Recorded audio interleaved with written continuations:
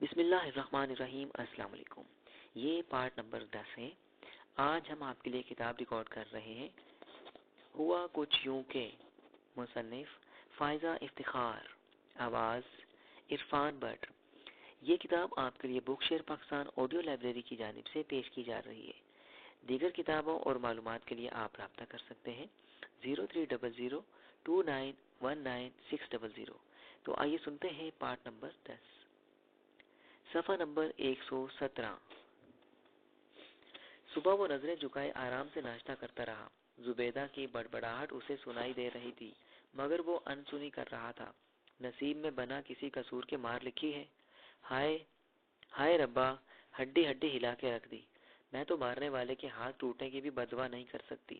میرے ہی بچوں کی دال روٹی روکے گی۔ روز کا کام بن گیا ہے اب تو۔ تھک ہار کے باہر سے آنا اور میری پٹائی کرنا، مر جاؤں گی۔ ایک دن پھر بیٹھے بچے پالتے رہنا اور اپنی اس دری کی دھول چاٹتے رہنا جس کے پیچھے مجھے ادھیڑ ڈالا۔ چائے کا آخری گھونٹ بھر کے مقبول نے ذرا سی نظر اٹھا کے دیکھا۔ زبیدہ کی گردن پہ اس کے ناخنوں کے نشان صاف نظر آ رہے تھے۔ بس واپس موڑ لو۔ جی کدھر؟ گھر اور کہاں؟ دماغ پھرا ہوا ہے اس عورت کا۔ اس نے یو ٹرن لے کر گاڑی دوبارہ گھر کے رستے پر ڈال دی۔ بیگم صاحبہ، کوئی چیز رہ گئی ہے گھر؟ تمہیں جتنا کہا جائے اتنا کرو، رکائی سے جواب دے کر وہ باہر دیکھنے لگی۔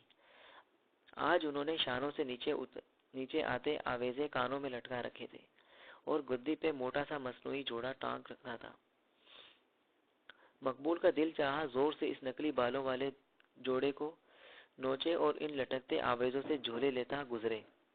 ایسے زور کے جھولے کہ بیگم کی چیخیں نکل آئیں۔ گھر سے کیا ببانگ دہل اعلان کر کے نکلی تھی کہ آج لمبی چوڑی شاپنگ کا ارادہ ہے، رات سے پہلے واپسی نہیں ہوگی۔ اس کی 2 گھنٹے کی شاپنگ دوسرے بندے کی صبر کی حد ختم کرنے کے لیے کافی ہوتی تھی۔ رات تک کون بھگتتا اسے؟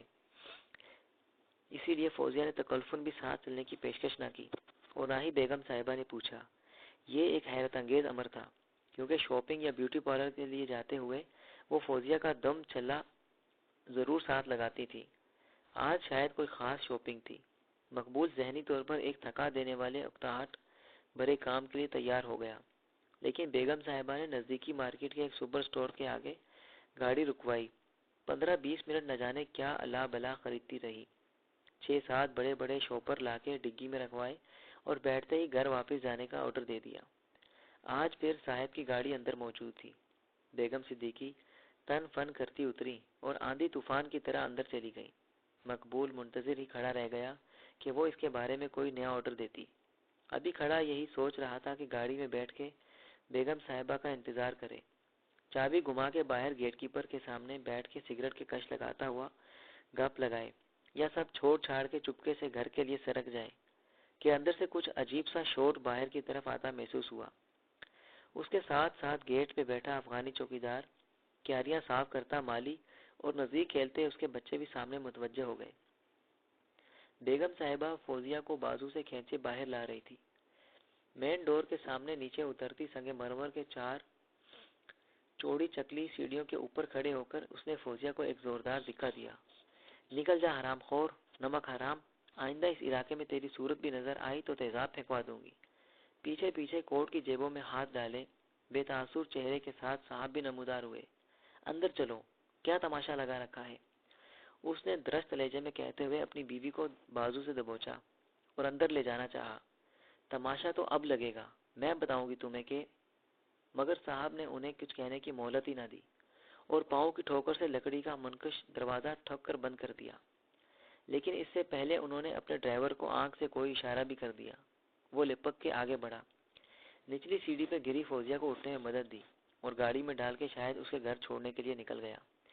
سب ملازمین معنی خیز نظروں سے ایک دوسرے کو دیکھتے لگے۔ مالی سے یہ چٹ پٹا قصہ اکیلے ہضم نہ ہو رہا تھا، اس لیے وہ اسے اپنی بیوی کو بتانے کوارٹر کی طرف بھاگا۔ افغان گیٹ کیپر نسوار کی چٹکی دھاڑ کے نیچے رکھتا ہوا اپنی زبان سے نہ جانے کیا کیا بڑبڑانے لگا۔ مقبول کے اندر خود بدھ لگی تھی۔ کچھ سوچ کر اس نے ڈگی میں سے بیگم صاحبہ کی خریداری کے تھیلے نکالے اور جھٹکتا ہوا اندر کی جانب بڑھا۔ کوٹھی کے اندر جانے کا اسے بہت کم موقع ملا تھا۔ ابھی وہ بھی ابھی بھی وہ سن لینے کے ارادے سے جا رہا تھا کہ اندر کسی ملازمہ سے اصل قصہ اگلوانے کی کوشش کرے گا۔ حالانکہ اصل بات سامنے تو آ ہی چکی تھی، پھر بھی جزیات کے ساتھ سننے کا اپنا ہی چسکا تھا، اور یہ بھی ہو سکتا تھا کہ صاحب کے کمرے سے ان کے جھگڑے کی آوازیں ہی آ رہی ہوں۔ اس نے ایک نظر دیکھ کر ہی بانپ لیا تھا کہ وہ پھول نشے میں تھے، ایسے میں احتیاط کا خیال کیے کیا خاک رکھتے۔ دونوں خوب گرج رہے ہوں گے۔